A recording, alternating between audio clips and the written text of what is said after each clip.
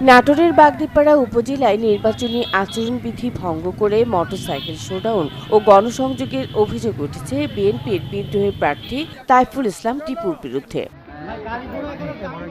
জানা গেছে, নাটোর লালপুর বাগদিপাড়া আসনে বিএনপির দলীয় মনোনয়ন পেয়েছেন ফারজানা শারমিন পুতুল। তবে দলীয় সিদ্ধান্তের বাইরে গিয়ে বিদ্রোহী প্রার্থী হিসেবে তাইফুল ইসলাম টিপু আগে থেকেই এলাকায় গণসংযোগ চালিয়ে যাচ্ছেন। নির্বাচনী তাফসিল ঘোষণার পর প্রতীক বরাদ্দের আগেই তিনি রাতের বেলায় উপজেলার বিভিন্ন এলাকায় মোটরসাইকেল শোডাউন ও গণসংযোগ করেন বলে অভিযোগ উঠেছে। মানুষের সাথে সৌজন্য দেখা করছি। আমি যেহেতু দীর্ঘদিন বিভিন্ন পার্টির পক্ষে নির্বাচন করেছি এবং নির্বাচনের প্রক্রিয়ার সাথে সম্পৃক্ত ছিলাম, সেই কারণে আমি নির্বাচনে আচরণবিধি কেমন এগুলো আমি জানি এবং জানার চেষ্টা করেছি এবং সেগুলি জেনেই মানুষের সাথে আমরা যোগাযোগ।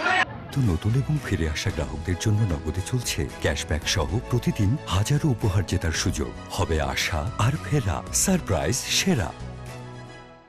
অন্যদিকে বিষয়টি নিয়ে জেলা প্রশাসকের সাথে যোগাযোগ করা হলে তিনি জানান, সত্যতা পাওয়া গেলে প্রয়োজনীয় আইনগত ব্যবস্থা নেওয়া হবে। আমি একটু ইউনোকে জানাচ্ছি যে কিসের শোডাউন, একটু খবর নিয়ে আমাকে জানাস, তারপরে আমি আগে খবর নিয়ে নিই।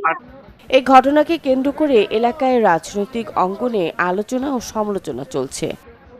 Desk report, channel 24।